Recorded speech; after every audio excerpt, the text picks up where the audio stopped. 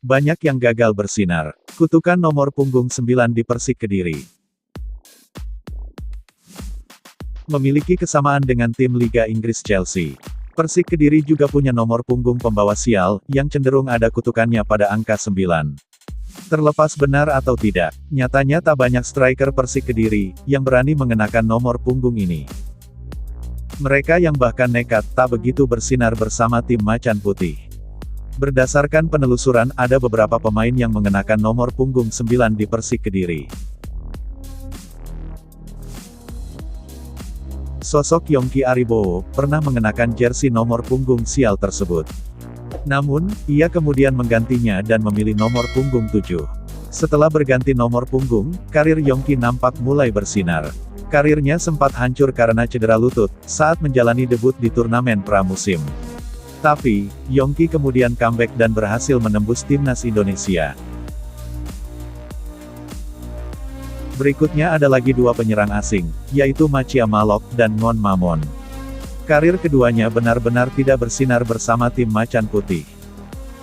Ngon Mamon bahkan nyaris dibuang pada awal putaran kedua musim 2014 akibat penampilan buruknya di ajang Indonesian Super League.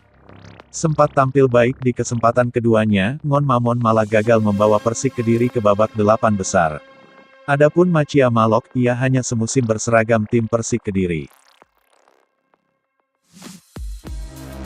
Kutukan terhadap nomor punggung 9 ini, bukanlah isapan jempol belaka. Hal itu berawal dari kisah mantan striker Persik Kediri, yakni Johan Prasetyo, yang terpaksa gantung sepatu di usia muda. Mungkin hanya sebuah kebetulan, tapi nasib Johan benar-benar sial, ketika harus berganti dari nomor punggung 11 ke nomor 9, pada musim 2006. Di musim pertamanya berseragam Persik Kediri, pria yang kini menjadi asisten pelatih Persik Kediri itu, sukses mengantarkan Macan Putih juara. Namun, saat mengganti nomor punggungnya, kesialan bagi Johan harus menerpa. Pada tahun itu, dia mengalami cedera lutut yang cukup parah. Meski akhirnya Persik Kediri juara, namun karir Johan sebagai pesepak bola hancur, dan terpaksa pensiun di usia 25 tahun. Cerita Johan Prasetyo, kemudian diikuti rentetan nasib sial pemilik nomor punggung 9 lainnya. Hingga kini, kutukan seolah masih terngiang. Sejak musim 2014, nomor punggung itu hampir tak lagi digunakan oleh pemain Persik Kediri.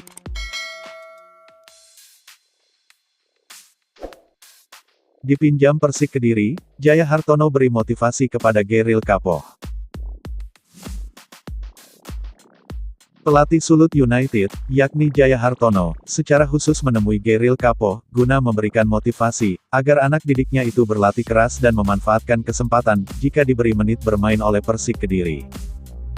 Sekarang pintu telah terbuka, tergantung Geril untuk memanfaatkannya sebaik mungkin. Liga 1 sangatlah keras. Jadi, Geril juga harus berlatih keras jika karirnya ingin maju, kata Jaya Hartono. Jaya Hartono yang pernah memberi gelar juara Persik di Liga Indonesia 2003, sangat yakin Geril bisa bersaing dengan dua kiper senior Macan Putih. Sebagai pelatih, saya bangga ada pemain Sulut United yang bisa berkembang. Ia kiper muda yang punya prospek bagus. Tapi dia harus serius, karena saingannya di Persik merupakan kiper berpengalaman, ujar Jaya Hartono.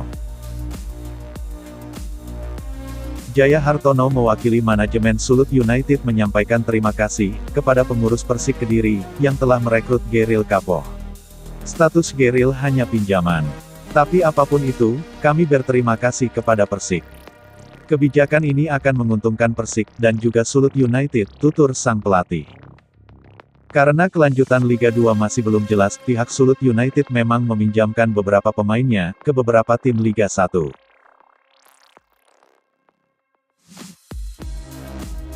Berkarir di luar negeri, Arthur Irawan beri wejangan kepada Marcelino Ferdinand.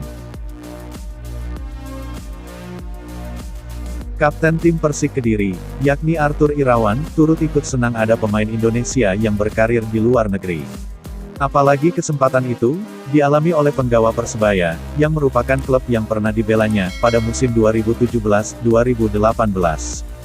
Gelandang jebolan Espanyol B ini, juga membagikan tips kepada Marcelino, agar bisa cepat beradaptasi dengan tim, dan juga lingkungan di Belgia. Hal pertama yang harus ditepiskan Marcelino, ialah perasaan homesick. Dia harus cepat adaptasi dengan rekan setim, cara bermain di tim, dan juga lingkungan sekitar tempat tinggal. Yang jelas, iklim di Eropa berbeda dengan Indonesia. Soal makanan, saya sarankan santap saja. Yang pastinya, di Eropa makanan lebih higienis. Walaupun terasa asing di lidah, tapi harus dipaksa agar terbiasa, kata Arthur. Soal adaptasi di internal tim, Arthur Irawan yakin dengan kualitas yang dimiliki Marcelino Ferdinand. Kuncinya jangan mudah putus asa.